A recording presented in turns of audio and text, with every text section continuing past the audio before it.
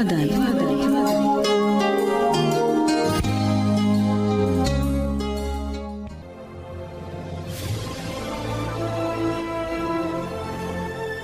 දින ඔබ වෙත දේව වචනය ගෙන එනු ලබන්නේ දේවගති වර්නන් එච් පෙරේරා විසිනි.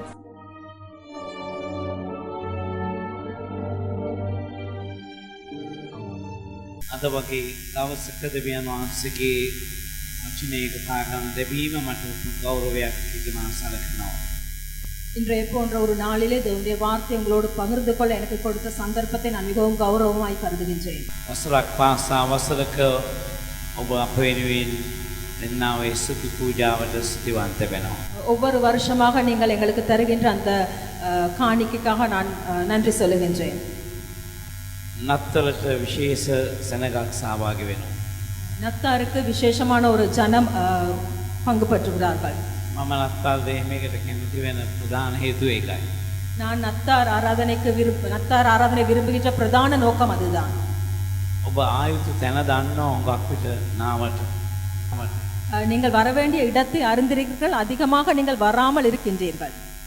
හැම ඉරුදිනකම නත්තල් දිනයක් නම් ලස්සනයි. ஒவ்வொரு நாளும் நத்தாராய் இருந்தால் மிகவும் அழகாய் இருக்கும்.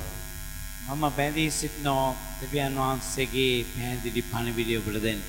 நான் தேவனுடைய தெளிவான செய்தியை உங்களுக்கு கொடுப்பதற்கு நான் கட்டப்பட்டிருக்கின்றேன். නත්තල කියන වචනේවත් බයිබලේ නෑ. நத்தார் என்ற வார்த்தை வேதாகமத்திலே இல்லை. අපි අද සීකරන්නේ ක්‍රිස්තුස් වහන්සේ මෙලොවට වැඩිය බවයි. நாங்கள் இன்றைய நாளிலே நாங்கள் நினைவு கூறுவது இயேசு கிறிஸ்து இந்த பூமிக்கு வந்த ஒரு நாளை. අපේ දරුවන් ගොක් පිට මේක මා පාවිච්චි කළ ස්ථානයේ ඒ පද පාවිච්චි කළා. அநேகமாக இன்றைய நாளிலே இந்த பிள்ளைகள் நான் இப்போ பேச போகின்ற பகுதியை தாங்கள் பாவித்தார்கள். ඔබේ බයිබලයක් සමහර ළඟ නැතුව ඇති. මම ලූක් දෙවනි පරිච්ඡේදයෙන් උපුටා ගන්නවා. வேதாகமம் உங்களிடத்தில் சில நேரம் இல்லாமல் இருக்கலாம். நான் லூக்கா 2ஆம் அதிகாரத்திலிருந்து ஒரு சில காரியங்களை பேசுகின்றேன். තිබෙනවා තවද ඒ දවස්වලදී මුළු ලෝකයාගේ ලේඛනයක් සෑදීමට කායිසර් අගෝස්තුස් කෙරෙන් නියෝගයක් නික්ම ගියේය. මේ වනායි කිරේනියස් සිරියාවේ ආණ්ඩුකාරයව සිටියදී කළ පළමුවෙනි ලේඛනයයි සියල්ලෝ ලියවෙන්ට පොලියා පදිංචි වෙන්ට තමුන්ගේ නුවරවල් වලට ගියෝය. යෝසෙෆ්ද දාවිත්ගේ වංශයටත් පෙරපතටත් අයිති බැවින් තමාට විවාහබස් දුන් ගර්භණීව සිටි මරියා සමග ලියවෙන්ට ගලීලේ නාසරෙත් නුවරින් පිටත්ව යුදේ බෙත්ලෙහෙමේ නම් දාවිත්ගේ නුවරට ගියේ. லூக்கா 2ஆம் அதிகாரம் 1ஆம் வசனத்திலே இருந்து 5ஆம் வசனம் வரைக்கும். அந்நாட்களில் உலகமெங்கும் குடிமதிப்பு எழுதப்பட வேண்டும் என்று அகுஸ்து ராயனால் கட்டளை பிறந்தது. சீரியா நாட்டிலே சிரேனேயு என்பவன் தேசாதிபதியாய் இருந்தபோது இந்த முதலாம் குடிமதிப்பு உண்டாயிற்று. அந்தப்படி குடிமதிப்பு எழுதப்படும் படிக்கு எல்லாரும் தங்கள் தங்கள் ஊர்களுக்கு போனார்கள். அப்பொழுது யோசேப்பும் தான் தாவீதின் வம்சத்தானும் குடும்பத்தானுமாய் இருந்தபடியினாலே தனக்கு மனைவியாக நியமிக்கப்பட்டு கர்ப்பவதியான மரியாளுடனே குடிமதிப்பு எழுதப்படும்படி கலிலேயா நாட்டில் உள்ள நாசரேத் ஊரிலிருந்து யூதேயா நாட்டில் உள்ள பெத்லெகேம் என்னும் தாவீதின் ஊருக்கு போனான். අපි කියවන සුද්ධ ලියවිල්ලේ එදා මුළු ලෝකයාගේම සංගණනයක් කරන්නට මේ කායිසර්ගෙන් නියෝගයක් නික්මුණයි කියලා. நாங்கள் வாசிக்கின்றோம், அந்த நாட்களிலே உலகமெங்கும் குடிமதிப்பு எழுதப்படும்படி அகுஸ்து ராயனால் ஒரு கட்டளை போடப்பட்டது. කායිසර් හිතන්න ඇති මේ නියෝගය ඔහුගෙන් නික්මුණු නියෝගයක් කියලා. இந்த அகுஸ்து ராயன் நினைத்திருப்பான் இந்த கட்டளை தன்னால் பிறப்பிக்கப்பட்ட ஒரு கட்டளை என்று. නමුත් මේ නියෝගය දෙවියන් වහන්සේගෙන්. ஆனாலும் இந்த கட்டளை தேவனிடத்திலே இருந்து வந்தது. ඔහු දැන සිටියේ නෑ ඔහු දෙවියන් වහන්සේගේ අතකොළුවෙක් පමණයි කියලා. அவன் தேவனுடைய ஒரு கையாளா இருக்கிறான் என்பதை அவன் அறியாமல் இருந்தான். මේ ගැන සුද්ධ ලියවිල්ලේ ලියවී තිබුණා. இந்த காரியங்கள் பரிசுத்த வேதாகமத்திலே எழுதப்பட்டுள்ளது. අවුරුදු 100 ගානකට පෙර මීකා අනාගත වක්තෘතුමා මේ ගැන ලිව්වා. அதற்கு சற்று முன்பாக மீகா தீர்க்கதரிசி இதை பற்றி எழுதியிருந்தார்.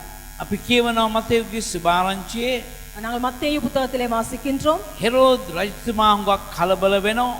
ஏரோது ராஜா குழப்பம் அடைகின்றான். මොකද එක වරම මේ රජවරුන් වගේක් ඔහුගේ මාලිගාවට එනවා. ஏனென்றால் திடீரென்று ராஜா சாஸ்திரிமார் அவனுடைய மாளிகைக்கு வருகின்றார்கள். ශාස්ත්‍රවන්තයෝ කියන වචනේ පාවිච්චි කළත් ඔවුන් රජවරු.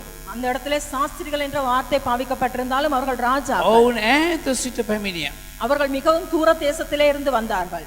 ඔවුන් හෙරෝද්ද දකින්ට නෙවෙයි ආවේ. அவர்கள் ஏரோதை பார்க்க வரவில்லை. හෙරෝද්ගේ මාලිගාවේ උපන් දරුවෙක්වත් බලන්ට නෙවෙයි ආවේ. ஏரோதின் மாளிகையிலே பிறந்த ஒரு குழந்தையை பார்க்கவும் வரவில்லை. ඔව්කෝ අපි පැහැදිලිව ආවේ ඈත සිට මේ දේ උදෙසායි. அவர்கள் சொன்னார்கள் தெளிவாக நாங்கள் தூர தேசத்திலிருந்து இந்த காரியத்துக்கு தான் வந்தோம். යුදෙවරුන්ට රජව උපන් කෙනෙක් සිටිනවා. யூதர்களுக்கு ராஜாவாய் பிறந்த ஒருவர் இருக்கின்றார். එතුමාණන්ගේ තාරකාව අපි දුටුවා. நாங்கள் ஒரு அடையாளமான நட்சத்திரத்தை கண்டோம். අපි ඒ තාරකාව අනුගමනය කරගෙන ආවා. நாங்கள் அந்த நட்சத்திரத்தை பின்தொடர்ந்து வந்தோம். ඔවුන්ට ටිකක් වැරදුනා මෙහාට ආවට පස්සේ. அவர்கள் அந்த இடத்துக்கு வந்த பிறகு அவர்களுக்கு அந்த இடம் தவறி போனது. මෙච්චර වෙලා තාරකාවෙන් මඟ පෙන්වීම ලැබුව ඔවුන්. இவ்வளவு நேரமாய் ஒரு நட்சத்திரத்தின் மூலம் வழிநடத்துதலை பெற்ற அவர்கள் ඔවුන්ගේ බුද්ධියේ මඟ පෙන්වීමක් ලබාගෙන அவருடைய அறிவினாலே ஒரு வழிநடத்துதலை பெற்றுக்கொண்டு ඔවුන් කල්පනා කළා රජ කෙනෙක් නම් රජ මාලිගාවක විතරයි ඉපදෙන්න පුළුවන්කම තියෙන. அவர்கள் நினைத்தார்கள் ஒரு ராஜாவாய் இருந்தால் ஒரு அரண்மனையிலே தான் அவர் பிறந்திருக்க வேண்டும் என்று. ඉතින් ඔව් හෙරෝද්ගේ මාලිගාවට එනවා. ஆகவே அவர்கள் ஏரோதின் மாளிகைக்கு வருகின்றார்கள். ඇවිල්ලා වැරදි මනුෂ්‍යයාගෙන් වැරදි ප්‍රශ්න ඇසුවා. ஆகவே அந்த நேரத்திலே ஒரு தவறான மனுஷனிடத்திலே தவறான கேள்வியை கேட்கின்றார்கள். ඔව් ඉතා කලබල වුණා. அவன் அந்த நேரத்திலே குழப்பம் அடைகின்றான். මම ජීවතුන් අතරේ ඉඳිද්දී ඉපදෙන අනිත් රජතුමා කවුද?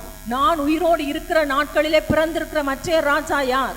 එහෙම ඉපදුනත් ඔව් රජ වෙන්නේ කොහමද? அப்படி அவன் பிறந்திருந்தாலும் எவ்வாறு அப்படி ராஜாவாகலாம்? මගේ වැඩිමල් පුතාටයි මම මේ තැන දී තිබෙන්නේ. என்னுடைய மூத்த மகனுக்கு தான் அந்த இடத்தை நான் கொடுத்திருக்கின்றேன். ඊට පස්සේ ඔහුගේ වැඩිමල් පුතා ඊළඟ තැන ගන්නට යනවා. அவனுக்கு பிறகு அவருடைய மூத்த மகன் அந்த இடத்தை எடுக்க போகின்றான். ඉතින් ඔහු ඉතාම ඌමනාවෙන් මේ ගැන සොයා බැලුවා. ஆகவே மிகவும் தேவையோடு இந்த காரியங்களை குறித்து அவன் தேடி பார்க்கின்றான். ඒ ඔක්කොම මතේ 25 ලියවි තිබෙනවා. இவைகள் மத்தேயு சுவிசேஷத்தில் எழுதப்பட்டுள்ளது. ඉතින් ඔහු කිව්වා කරුණාකර ගිහිල්ලා මේ දරුවා ඉපදුණු තැන හොයාගන්න. ஆகவே அவன் சொல்லுகின்றான், நீங்கள் போய் தயவு செய்து இந்த குழந்தை பிறந்திருக்கிற இடத்தை கண்டுபிடியுங்கள். ඔහු ඉපදුණු කාලය සොයාගත්තා. அவர் பிறந்த அந்த காலத்தை அவர்கள் தேடிக்கொண்டார்கள். ඔහු සොයාගෙන ඔබ නමස්කාර කළාට පස්සේ அவர்களை தேடி போய் அவரை பணிந்து கொண்ட பிறகு ඇවිදින් මටත් කියන්න. மறுபடியுமாய் வந்து எனக்கும் சொல்லுங்கள். මමත් ගොස් ඔහුට නමස්කාර කරන්න ඕනේ. நானும் போய் அவரை பணிந்து கொள்ள வேண்டும். ඕනේ රජ මාලිකාවෙන් නික්මුණාට පස්සේ அவர்கள் அந்த மாளிகையிலிருந்து அப்புறமாய் போன பிறகு ඔවුන් අර තාරකාව නැවත දුටුවා. மறுபடியுமாய் அந்த நட்சத்திரத்தை அவர்கள் காண்கின்றார்கள். කොහොමද මෙච්චර දුර තාරකාවෙන් මඟ පෙන්වීම ලබලා இவ்வளவு தூரமாய் அந்த நட்சத்திரத்தின் மூலம் வழிநடத்துதலை பெற்றவர்கள் එකවරම ඔවුන් අතරමං වුණේ. அவர்கள் ஒரடியாக தவறான பாதையிலே சென்றார்கள். එතකොට ඒක ඇවිල්ලා ආත්මික දේවල් මානසිකව හොයනවා වගේ. அது ஆவிக்குரிய காரியங்களை மாம்ச ரீதியிலே தேடுவதை போல දෙවියන් වහන්සේගේ කාරණා බුද්ධියෙන් තේරුම් ගන්න බෑ. தேவனுடைய காரணங்களை நாங்கள் அறிவினால் கண்டுபிடிக்க முடியாது. ඒවා එළිදරව් කරන්නේ ආත්මයට විතරයි. அவைகள் எங்களுடைய ஆவியிலே தான் வெளிப்படுத்தப்படுகின்றது. ඉතින් ඔව් එනවා මේ නිවසට. ஆகவே அவர்கள் மறுபடியும் வீட்டுக்கு வருகின்றார்கள். අපේ නාට්‍යවල නම් පෙන්වන්නේ ගව මඩුවකට එනවා. நாங்கள் நாடகத்திலே காண்கின்றோம் மாட்டு தொழுவத்துக்கு வருகின்றார்கள். ඉතින් අපේ ළමයිට ටිකක් සමාව දෙන්න. நாங்கள் எங்களுடைய பிள்ளைகளுக்கு நாங்கள் மன்னிப்பை கொடுப்போம். එහෙම තමයි මේ නාට්‍යවල කරන්නේ. நாங்கள் நாடகங்களை அப்படித்தான் செய்கின்றோம். නමුත් ඔව් හොයාගත්තේ ඒස්වංශයට වයස අවුරුදු 2ක් විතරයි තියෙනවා. காரணம் நாங்கள் வாசித்து பார்ப்போமா இருந்தால் இயேசுவுக்கு 2 வயதா இருக்கும் பொழுதே தான் அவர்கள் கண்டுபிடிக்கின்றார்கள். උන්වහන්සේ හිටියේ දැන් ගව මඩුවක් ඇතුලේ නෙවෙයි. அந்த நேரத்தில் அவர் மாட்டு தொழுவத்திலே இருக்கவில்லை, නිවසක් තුල. ஒரு வீட்டிலே இருந்தார். ඉතින් තාරකාව ගෙනාව හරියට මේ නිවස ළඟට. இப்பொழுது அந்த நட்சத்திரம் சரியாக அந்த வீட்டின் அருகிலே அவர்களை கொண்டு வந்தது. තාරකාව නැති වුණා. அந்த நட்சத்திரம் காணாமல் போனது. ඔවුනේ නිවසට ඇතුල් වෙනවා. அவர்கள் அந்த வீட்டுக்குள்ளே செல்லுகின்றார்கள். මමයි පියයි දරුවයි දකිනවා. தாய் தகப்பன் குழந்தையை காண்கின்றார்கள். සුද්ධ ලියවිල්ලේ පැහැදිලිව ලියවි තිබෙනවා. பரிசுத்த வேதாகமத்திலே தெளிவாக எழுதப்பட்டுள்ளது. මේ අවුරුදු 2 කුඩා දරුවාව දැක இந்த 2 வயது சிறு குழந்தையை கண்டு ඔවුට නමස්කාර කළා. அவரை பணிந்து கொள்ளுகிறார்கள். අර එළිරු නමස්කාර කළේ නෑ. அந்த மேய்ப்பர்கள் பணிந்து கொள்ளவில்லை. ඔවුන් මවිත වුණා. அவர்கள் ஆச்சரியப்பட்டார்கள். මොකද මේ දේවදූතයන් තමයි ඔවුන්ට පණිවිඩය දුන්නේ. காரணம் அவர்களுக்கு தேவதூதர்கள் தான் இந்த செய்தியை கொடுத்தது. ඔවුන් ආවට පස්සේ මේ ප්‍රවෘත්තිය හැම තැනම පැතිරෙව්වා. அவர்கள் வந்த பிறகு இந்த செய்தி எல்லாருக்கும் அவர்கள் பிரசித்தம் பண்ணினார்கள். නමුත් මොවුන් වැන්දා. ஆனால் இவர்கள் பணிந்து கொள்ளுகிறார்கள். ඇවිල්ලා යම් තෑගි දුන්නා. அந்த இடத்திலே வந்து ஒரு சில பரிசுகளை යාළ கொடுக்கிறார்கள். වෙනවා පළවෙනි තෑග්ග රත්තරන්. முதலாவது பொன். මේ අවුරුදු දෙකේ ළමයාට අඳින්න පොඩි බ්‍රේස්ලට් එකක් නෙවෙයි. இந்த 2 வயது குழந்தைக்கு அணிந்து கொள்வதற்கு கையிலே போடும் ஒரு வளையல் அல்ல. කරේ එල්ලන්න පවුම් භාගයක චේන් එකක් නෙවෙයි. கழுத்திலே போட அரை பவுன் மாலை அல்ல. රත්තරන් කුට්ටියක් ගෙනාවා. ஒரு பொன் கட்டிய மாதிரி ஒரு காரியத்தை கொடுத்தார்கள். කිලෝ කීයක් තිබුණද මම දන්නේ නැහැ. அது எத்தனை கிலோ இருந்ததோ தெரியாது. ඕන් රන් පාර කරා. பொன்னை கொடுத்தார்கள். අපි කියවනෝ මතෙව් සුභාරංචි. மத்தேயு புத்தகத்திலே வாசிக்கின்றோம். ඔවුන් මේ පුද කළ දේවල් ගැන அவர்கள் கொடுத்த அந்த காரியங்களை குறித்து ඔව් තාරකාව දැක ඉතාමත් ප්‍රීතියකින් ප්‍රීති වූයේ. ඔව් කෙටවැද ලදරුවා සුඛිය මව් මරියා සමග සිටිනවා දැක බිම වැටි උන්වහන්සේට නමස්කාර කොට තමුන්ගේ කරඬුව හැර රන්ද කට්ටක මංජල්ද සුවඳ ලාටුද යන පඳුරු උන්වහන්සේට පිදෙව්වෝය.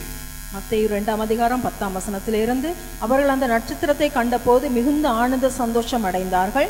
அவர்கள் அந்த வீட்டுக்குள் பிரவேசித்து பிள்ளையையும் அதன் தாயாகிய மரியாளையும் கண்டு சாஷ்டாங்கமாய் விழுந்து அதை பணிந்து கொண்டு தங்கள் பொக்கிஷங்களை திறந்து பொன்னையும் தூபவர்க்கத்தையும் வெள்ளை போளத்தையும் அதற்கு காணிக்கையாய் வைத்தார்கள். අවද හෙරෝද් වෙතට නැවත නොයන ලෙස දෙවියන් වහන්සේ විසින් ස්වප්නයකින් දන්වනු ලැබ ඔවුන් අන් මගකින් තමුන්ගේ රටට ගියෝය. பின்பு அவர்கள் ஏரோதின் இடத்திற்கு திரும்பி போக வேண்டாம் என்று சொப்பனத்தில் தேவனால் எச்சரிக்கப்பட்டு வேறு வழியாய் தங்கள் தேசத்திற்கு திரும்பி போனார்கள். මං කුමක්ද ඔබට කියන්න උත්සාහ කරා. நான் எதை உங்களுக்கு சொல்ல உற்சாகப்படுகின்றேன்? මේක මේ කායිසර්ගෙන් ආපු නියෝගයක් නෙවෙයි. இது அகுஸ்துராயனால் வந்த ஒரு கட்டளை அல்ல. දෙවියන් වහන්සේගෙන් පැමිණි නියෝගයක්. தேவனிடத்திலே இருந்து வந்த ஒரு கட்டளை. මොකද කාලය පැමිණ තිබුණා. காரணம் காலம் நிறைவேறி இருந்தது. දෙවියන් වහන්සේගේ පුත්‍රයාණන් මෙලොවට එවන්ට.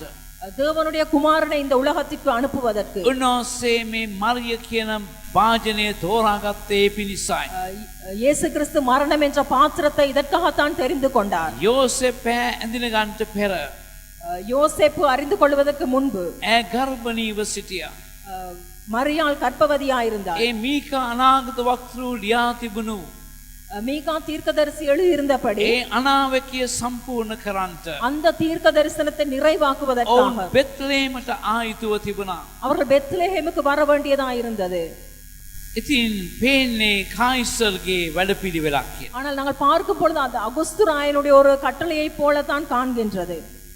මොවුන් ගියාට පස්සේ මේ ශාස්ත්‍රවන්තයින් இந்த சாஸ்திரிகள் போன பிறகு 13 පදයේ තිබෙන ඔවුන් ගිය කල්ලි ස්වාමින් වහන්සේගේ දූතයෙක් ස්වප්නයකින් යෝසෙප්ට පෙනී නැගිට ලදරුවාද උන්වහන්සේගේ මෑණියන්ද රැගෙන මිස්රයට පලා ගොස් මානුබට කියනතුරු එයි සිටපන්න.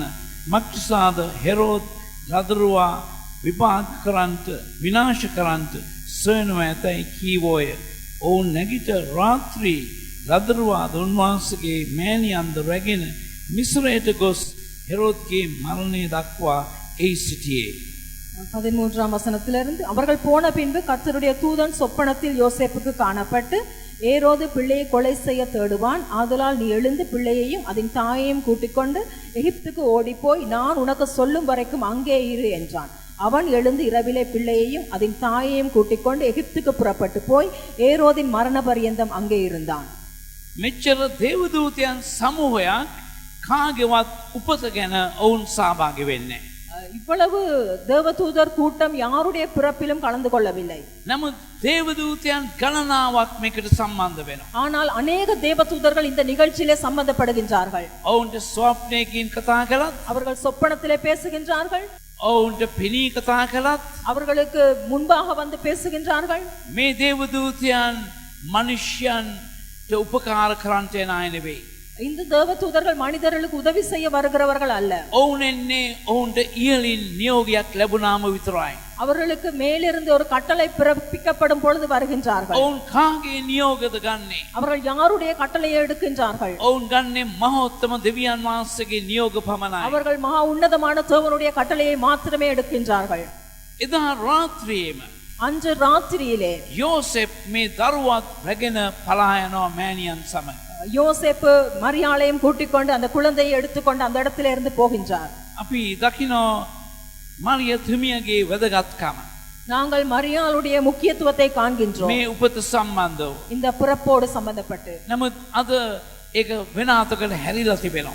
ஆனால் இன்று அது இன்னும் ஒரு பக்கமாய் திரும்பியுள்ளது. දෙවියන් වහන්සේ තෝරාගත් වාජනයක්. தேவனால் தெரிவு செய்யப்பட்ட ஒரு பாத்திரம். උන්වහන්සේගේ පුත්‍රයාණන් ගෙනින්ට. தேவனுடைய குமாரனை கொண்டு வரும்படியாக. තෑග්ගත් උතා තිබෙන ඒ දවටනේ හෝ පෙට්ටිය වගේ. பரிசை பொருளை சுற்றி இருக்கும் அந்த உரையை போல.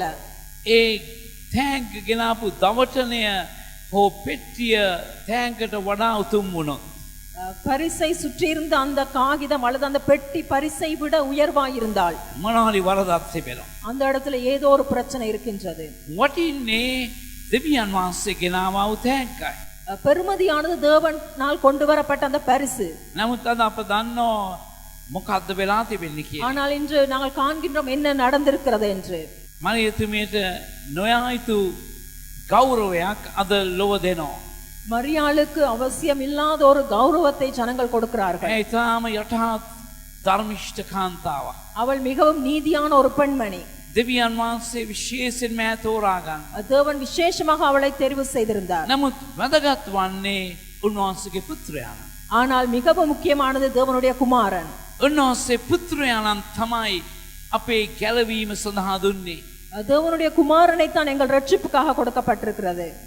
මම හිතන්නේ මේ පලා ගියාට පස්සේ තමයි யோசேப் තේරුම් ගත්තේ. அந்த இடத்துல இருந்து ஓடி போன பிறகு தான் யோசேப் இதை அறிந்து கொள்ளுகின்றார். මේ රත්තරන් කුට්ටිය ලැබුණේ අපේ පැවැත්මට. இந்த பொன் நாங்கள் வாழ்வதற்காக கொடுக்கப்பட்டது. අපේ ජීවත් වීමට. நாங்கள் வாழ்வதற்காக கொடுக்கப்பட்டது. මේ වයස අවුරුදු 2 පමණ. මේ වයස අවුරුදු 2යි. இப்பொழுது 2 வயது. උන්වහන්සේ මිස්රේ කොච්චර කාල හිටියද අපි දන්නේ නැහැ. இயேசு எகிப்திலே எவ்வளவு நாள் இருந்தார் என்று தெரியாது. අපි ඊළඟට දන්න දේ නම් எங்களுக்கு அதுக்கு பிறகு நாங்கள் காண்கின்ற காரியம் උන්වහන්සේ වයස අවුරුදු 12දී දේව මාලිගාවට එන කතාව. இயேசு கிறிஸ்து 12 வயதிலே தேவாலயத்திலே பேசிக் கொண்டிருக்கின்றார். කෙසේ හෝ මිස්රේ අවුරුදු ගණනාවක් හිටියා. அப்படியானால் எகிப்திலே அவர்கள் பல வருடங்கள் இருந்திருக்கலாம். හෙරෝද් මරණතුරු ஏரோது மரிக்கும் வரைக்கும் නැවතත් දේවදූතෙක් මිස්රයට එනවා. மறுபடியும் எகிப்துக்கு ஒரு தேவதூதன் வருகின்றார். ඇවිදින් කියනවා ඒ දරුවාව මරන්න සොයපෙක් කෙනා දැන් මැරිලා. அவர் தேவதூதன் வந்து சொல்லுகின்றான், குழந்தையை கொலை செய்ய தேடினவன் மரித்து விட்டான். ඔබ නැවත ඊශ්‍රායලට එන්න. நீங்கள் இப்பொழுது இஸ்ரவேல் தேசத்துக்கு வாருங்கள். ඔවුන් පැමිණෙනවා. அவர்கள் அந்த இடத்துக்கு வருகின்றார்கள். ඔවුන් පැමිණුනාම සොයා ගන්නවා. அவர்கள் வந்து தேடிக்கொள்ளுகின்றார்கள். හෙරෝද්ගේ පුත්‍රයා දැන් රජකම් කරන බව. ஏரோதின் மகன் இப்பொழுது ராஜாவாய் இருக்கின்றான். නැවතත් දේවදූතෙක් ඔවුන්ට මඟ පෙන්වනවා. மறுபடியும் தேவதூதன் அவர்களுக்கு வழி நடத்துதலை கொடுக்கின்றான். කොස් ගලීලයට යන්න. கலிலேயாவுக்கு செல்லும்படியாக. දානමින් පත්තිබෙන නමුත් හෙරෝද් මැරුණයින් පසු පළව ස්වාමින් වහන්සේගේ දූතයෙක් මිස්රයේදී ස්වප්නයකින් යෝසෙප්ට පෙනී නැගිට ලදරුවා ද උන්වහන්සේගේ මෑණියන් දොරගෙන ඊශ්‍රායල් දේශයට ඵලයන් මක්සාද ලදරුවා ජීවත්වගේ ජීවිතයේ නසන්ත සෙව් අය මලෝයයි කීවේ. 19ஆம் வசனம். ஏரோது இறந்த பின்பு கர்த்தருடைய தூதன் எகிப்திலே யோசேப்புக்கு சொப்பனத்தில் காணப்பட்டு, நீ எழுந்து பிள்ளையையும் அதன் தாயையும் கூட்டிக் கொண்டு இஸ்ரவேல் தேசத்துக்கு போ, பிள்ளையின் பிராணனை வாங்க தேடினவர்கள் இறந்து போனார்கள் என்றான். දෙවියන් වහන්සේගේ මඟ පෙන්වීමකින් ඔවුන් කලීරියට එනවා. தேவனுடைய வழி நடத்துதல் இப்பொழுது கலிலேயாவுக்கு செல்லும்படி சொல்லுகின்றது. මේ හැම දෙයක්ම සුද්ධ ලියවිල්ල සම්පූර්ණ කරන්නයි. இது எல்லாமே தேவனுடைய வார்த்தையை நிறைவேற்றுவதற்காக கொடுக்கப்பட்டுள்ளது. ක්‍රිස්තුස් වහන්සේගේ පළවෙනි ඊමේදී දේවදූතයන් මෙපමණ පිරිසක් සහභාගී වුණා නම් இயேசு கிறிஸ்துவின் முதலாவது வருகையிலே தேவதூதர்கள் இவ்வளவாய் கலந்து கொள்ளுவார்களா இருந்தால், ක්‍රිස්තුස් වහන්සේගේ දෙවනි පැමිණීමට இயேசு கிறிஸ்துவின் இரண்டாம் வருகையிலே මීට වඩා දේවදූතයන් සමූහයක් සූදානම් වෙන්න යනවා. இதைவிட அதிகமான தேவதூதர்கள் கூட்டம் இதற்கு ஆயத்தமாய் මේ கொண்டிருக்கலாம். දේවදූතයන් ඇවිල්ලා මනුෂ්‍යයන්ට ස්වප්න වලින් කතා කරයි. இந்த தேவதூதர்கள் வந்து மனுஷர்களுக்கு சொப்பனத்திலே பேசுவார்கள். ඇදහිල්ල තුළ ඇල් මැරුණු අයව, விசுவாசத்திலே சோர்ந்து போயிருக்கிறவர்கள், පාන් නිවීගෙන යන අයව அவருடைய விளக்குகள் அணைந்து கொண்டிருக்கிறவர்கள், ඔවුන්ට අවවාද කරයි. அவர்களுக்கு எச்சரிப்புகளை கொடுக்கலாம். ඔබ නැවත පිපිදෙන්ට, நீங்கள் மறுபடியும் எழுந்திருக்க வேண்டும். ඔබ ඇදහිල්ලට පැමිණෙන්ට. நீங்கள் මறுபடியும் விசுவாசத்துக்குள் வர வேண்டும். ඉතින් අපි නිකම් නත්තලක් සමරන සනගක් නෙවෙයි. நாங்கள் வெறுமையான நத்தாரை கொண்டாடும் ஜனங்கள் அல்ல. මං කැමති අවසන් කරන්නට වැදගත් කොටසකින් ගලාති 4:4. நான் கலாத்தியர் 4ஆம் அதிகாரம் 4ஆம் வசனம் மிகவும் முக்கியமான ஒரு பகுதியோடு நிறைவு செய்ய விரும்புகின்றேன். ඒ ගලාති 4:4 ලියා තිබෙනවා. கலாத்தியர் 4ஆம் அதிகாரம் 4ஆம் வசனத்திலே சொல்லப்பட்டுள்ளது. නමුත් කාලය සම්පූර්ණ වූ කල காலம் நிறைவேறிய பொழுது දෙවියන් වහන්සේ ස්ත්‍රීකුගෙන් උපන්නා වූද ஸ்திரீனிடத்தில் பிறந்தவரும் විවස්ථාව යටතේ උපන්නා වූද நியாய பிரமாணத்திற்கு கீழானவருமாகிய තමන් පුත්‍රයාණන් වහන්සේ එව්සේක. தம்முடைய குமாரனை தேவன் அனுப்பினார். මේකයි වැදගත් පණිවිඩය. இதுதான் முக்கியமான செய்தி. මේකයි සැබෑ වූ නත්තල් පණිවිඩය. இதுதான் முக்கியமான நத்தார் செய்தி. නත්තල් සැඟවී තිබෙන වෙන කිසි දෙයක්වත් නෙවෙයි. நத்தார் ஒளிந்திருக்கின்ற எந்த ஒரு காரியமும் அல்ல. නත්තල් ගස් නෙවෙයි. நத்தார் மரங்கள் அல்ல. නත්තල් ගව මඩුත් නෙවෙයි. நத்தார் கொட்டகைகள் அல்ல. කැරෝල් ගායනා කරන කණ්ඩායමුත් නෙවෙයි. கரோல் பாடல் பாடுகிற குழுக்கள் அல்ல. නත්තල් පප්පා කොහෙත්ම නෙවෙයි. நத்தா தாத்தா இல்லை. මෙන්න පැහැදිලි පණිවිඩය. இதுதான் முக்கியமான தெளிவான செய்தி. නමුත් කාලය සම්පූර්ණ වූ කල காலம் நிறைவேறின போது දෙවියන් වහන්සේගේ කාලය தேவனுடைய காலம் දෙවියන් වහන්සේ ස්ත්‍රීකුගෙන් උපන්නා වූ தேவன் இஸ்ரவேலினிடத்தில் பிறந்தவர். විවස්ථාව යටතේ උපන්නා වූ நியாய பிரமாணத்துக்கு கீழ் பிறந்தவர். තමන් පුත්‍රයාණන් ලෝකයට එව්වා. தம்முடைய குமாரனை இந்த உலகத்திற்குள் அனுப்பினார். ඊළඟ පදේ තිබෙනවා එසේ කළේ அடுத்த வசனம் அப்படி செய்தது. අප විසින් පුත්‍රකම ලබන පිණිස උන්වහන්සේ විසින් විවස්ථාව යටතේ වූවන් මුදා ගැනීමටයි. நீங்கள் புத்திரராய் இருக்கிறபடினால் அப்பா பிதாவை என்று கூப்பிடத்தக்கதாக தேவன் தமது குமாரனுடைய ஆவியை உங்கள் இருதயங்களிலே அனுப்பினார். ඇයි උන්වහන්සේ මේ දේ කළේ?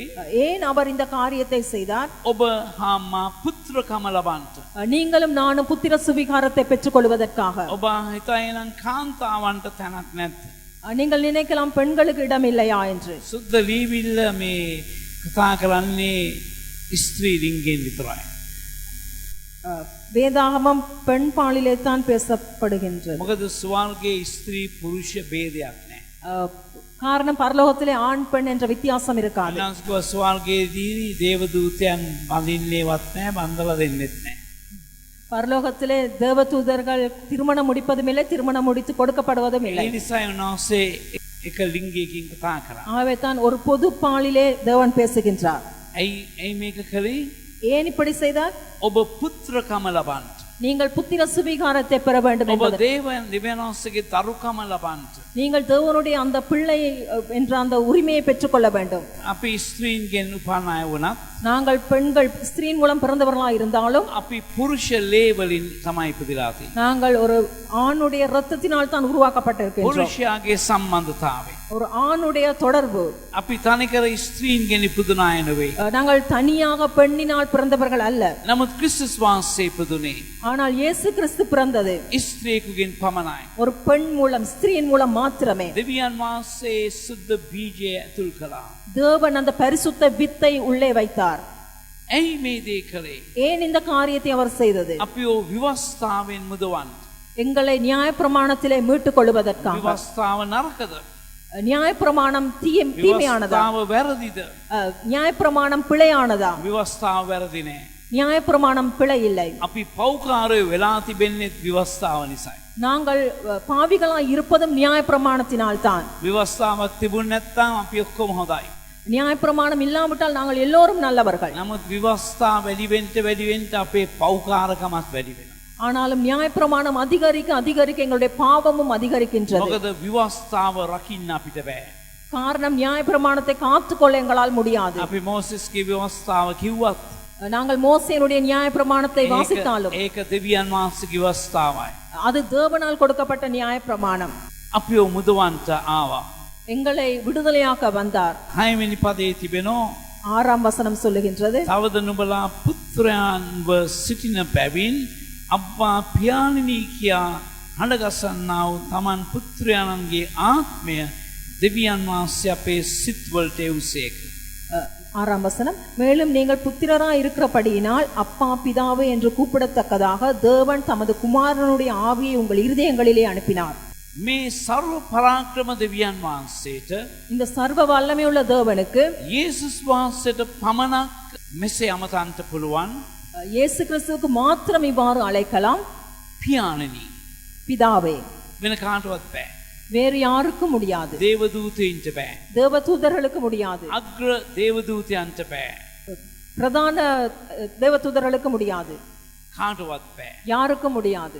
කොතනකවත් ආබ්‍රහම් පියාණනි කියලා කිව්වේ නෑ. எந்த இடத்திலும் ஆபிரகாம் பிதாவே என்று அப்பா என்று சொல்லவில்லை. මෝසෙස් පියාණනි කිව්වේ නෑ. மோசே அப்பா என்று சொல்லவில்லை. ඇයි ස්ත්‍රී කරුණ කොටගෙන දෙවියන් වහන්සේගේ පුත්‍රයාණන් මෙලොවට එව්වේ? ஏன் ஒரு பெண்ணை முக்கியமாய் வைத்து தேவன் தன்னுடைய குமாரனை இந்த உலகத்திற்கு அனுப்பினார்? ඔබට හා මට විශේෂ අවස්ථාවක් ලබා දෙන්න. உங்களுக்கும் எனக்கும் ஒரு விசேஷமான சந்தர்ப்பத்தை பெற்று தருவதற்காக. අපෝ විවස්ථාවෙන් නිදහස් කරන්න. எங்களை நியாயப்பிரமாணத்திலிருந்து விடுதலையாக்குவதற்காக. අපට පුත්‍රකම දෙන්න. எங்களுக்கு புத்திர சுவீகாரத்தை தருவதற்கு. දෙවියන් වහන්සේට අබ්බා පියාණනි කියන්න පුළුවන් වෙන්න. தேவனுக்கு அப்பா பிதாவே என்று கூப்பிடக்கூடியதா இருக்க. 7 වෙනි පදයේ අවසන් වශයෙන් තිබෙනවා 7ஆம் வசனத்திலே சொல்லப்பட்டுள்ளது. මෙසේ නුඹ තවත් දාසයෙක් නොව පුත්‍රයෙක් කිය. පුත්‍රයෙක් නම් දෙවියන් වහන්සේ කරුණ කොටගෙන උරුමකාරයෙක් කිය. ஆகையால் இனி நீ அடிமையாயிராமல் புத்திரனாயிருக்கிறாய். நீ புத்திரனேயானால் கிறிஸ்து மூலமாய் தேவனுடைய சுதந்திரனுமாய் இருக்கிறாய். ඉතින් ඔබ අසන පැහැදිලි නත්තල් පණිවිඩය මොනවාද? அப்படியானால் நீங்கள் கேட்கின்ற தெளிவான நத்தார் செய்தி என்ன? මරියතුමියගේ හා යෝසෙෆ්ගේ මේ වැඩිමල් පුතාගෙන නෙවෙයි. மரியாளுடைய யோசேப்புடைய மூத்த குமாரன் அல்ல. යේසුස් වහන්සේ කියන උතුම් අනාගත වක්තෘ කෙනෙක් ගැන නෙවෙයි. இயேசு கிறிஸ்து என்ற ஒரு உன்னதமான தீர்க்கதரிசியை பற்றி அல்ல. ක්‍රිස්තියානි ආගමේ කර්තෘවරයාණෝ නෙවෙයි. கிறிஸ்தவ மதத்தின் ஸ்தாபகரை பற்றி அல்ல. මේ ලෝකයට ආපු එක ගැලවුම් කාරයෙක් නෙවෙයි. இந்த உலகத்துக்கு வந்த ஒரு இரட்சகர் அல்ல. නමුත් දෙවියන් වහන්සේගේ එකම එක පුත්‍රයාණන්. ஆனாலும் தேவனுடைய ஒரே பேரான குமாரன். හලෙලූයා. ஹalleluya. ඒ පුත්‍රයාණන් දෙන්න ලැබුවේ. அந்த குமாரன் கொடுக்கப்பட்டது. ඔබවත් මාවත් විවස්ථාවෙන් නිදහස් කරන්න. உங்களையும் என்னையும் நியாயப்பிரமாணத்திலே இருந்து விடுதலையாக்குவதற்காக. විවස්ථාවේ වහල්කමෙන් නිදහස් කරන්න. நியாயப்பிரமாணத்தின் அடிமைத்தனத்திலே இருந்து விடுதலையாக்குவதற்கு. අපට පුත්‍රකම දෙන්න. அதோடு எங்களுக்கு புத்திர சுவீகாரத்தை தருவதற்கு. අපට ස්වර්ගයේ උරුමයක් ලබා දෙන්න. எங்களுக்கு பரலோகத்திலே உரிமையை பெற்று தருவதற்கு. ඔබ මේ නත්තලේ ඒක දැනගෙන හිටියේ නැතිනම් நீங்கள் இந்த நத்தார் நாளிலே இந்த காரியத்தை அறியாமல் இருந்திருந்தால் ඒක දැනගන්න. அதை அறிந்து கொள்ளுங்கள். නත්තලට දේවස්ථාන වලට යන අය ඉන්නවා. நத்தாருக்கு ஆலயத்துக்கு செல்லுகிறவர்கள் இருக்கிறார்கள். ඉතින් එවැනි අයටත් හොඳ අවස්ථාවක් තිබෙනවා. அப்படியானவர்களுக்கு ஒரு நல்ல சந்தர்ப்பம். ඔබ අසන්න දෙවියන් වහන්සේගේ පණිවිඩය මේකයි.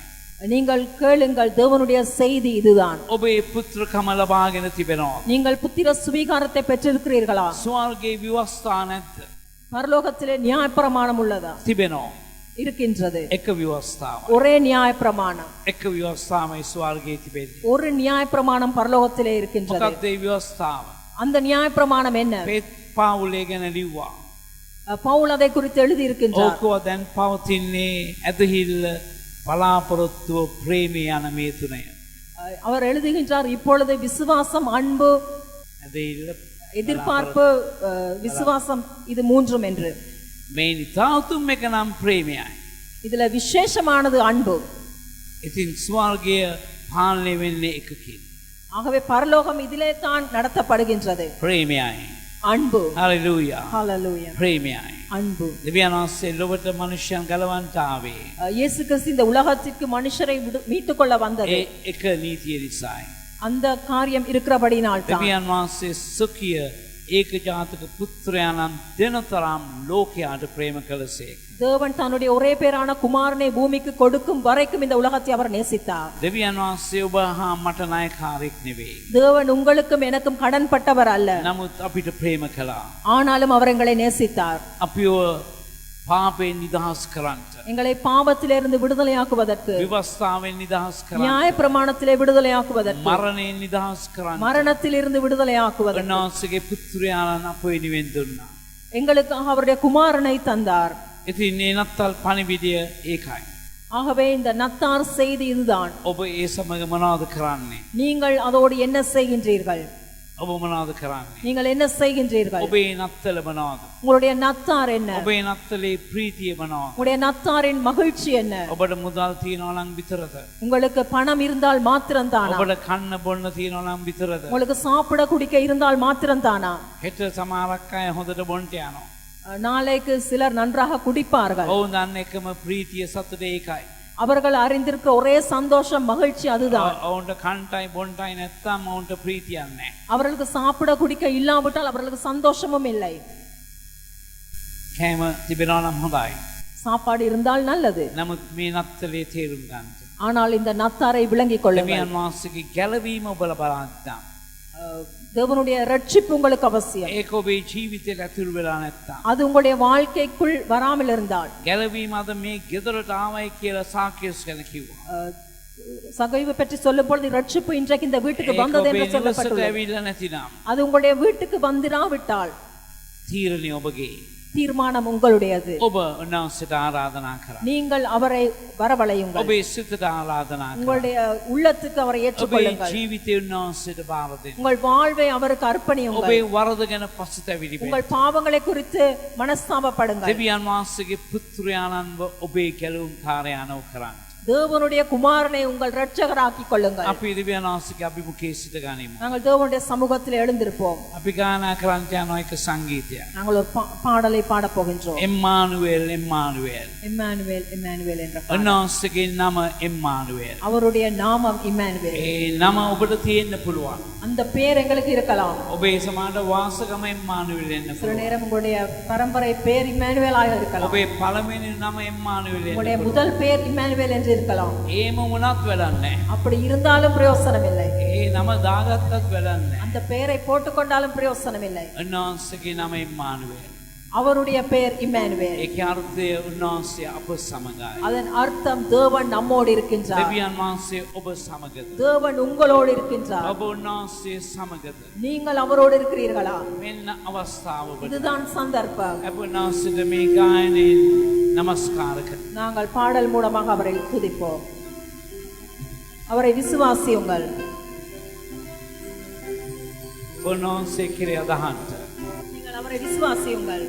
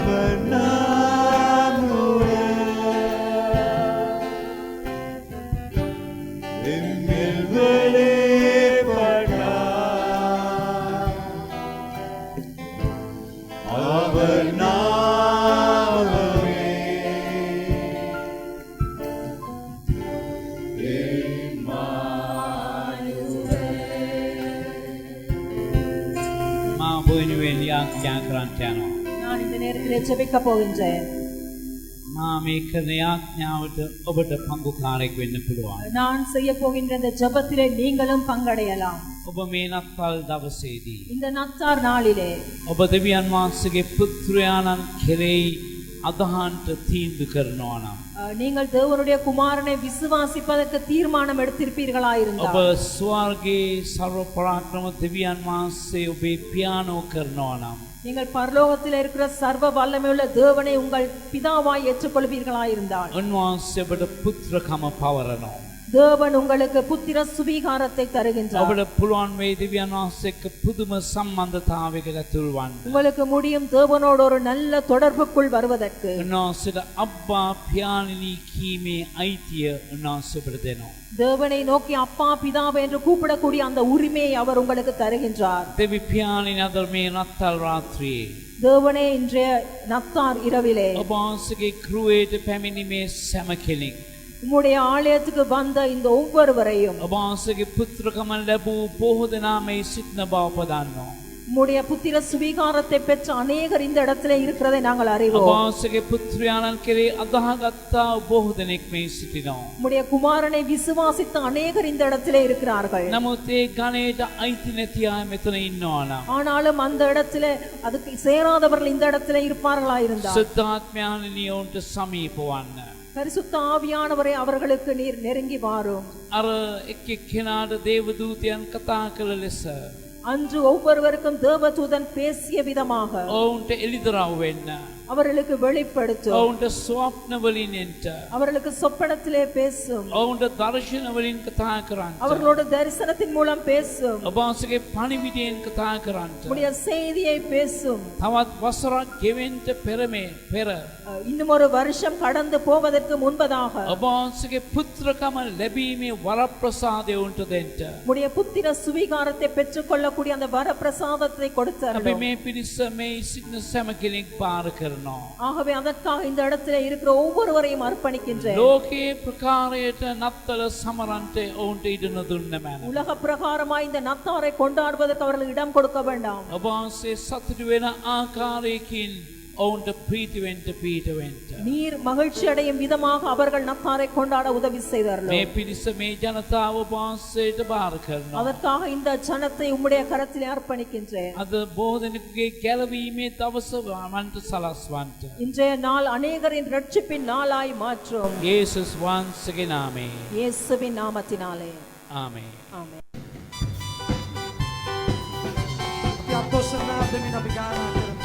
கரங்களை தட்டி உற்சாகமாய் சேர்ந்து பாடுவோமா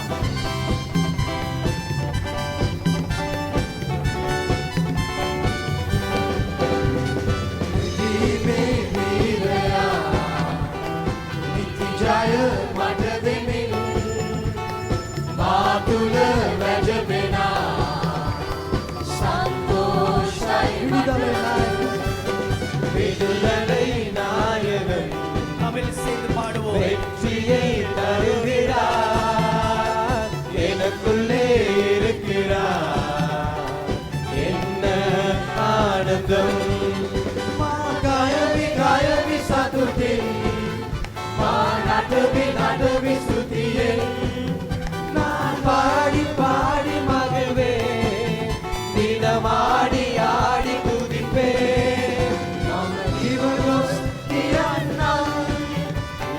ஓடி ஓடி சொல்லுவேன் மக இயேசு ஜீவமானாய் இயேசு ஜீவிக்கிறார் நீவே வீரயா நித்தி ஜாய மனதின் மாதுல வெஜமெனா சந்தோஷாய் மட விடுதலை நாயகன் தமிழில் பாடுவோம் வெற்றியை தருகிறார் எனக்குள்ளே இருக்கிறார் என்ன ஆனந்தம் பிரேமே ஆலேப்பேன் புறவன்னு தினையாவது அவர் அன்பின் அபிஷேகத்தால் என்னை நிரப்பி நடத்துகின்றார் மகிழ் பாபகமாக பாவம் அடைத்து மன்னித்தார் நவ ஜீவயாத்மதுன்னே புது மனிதனாக மாற்றினார் நிதிமே வீரயா நிதி ஜாய மனதினில்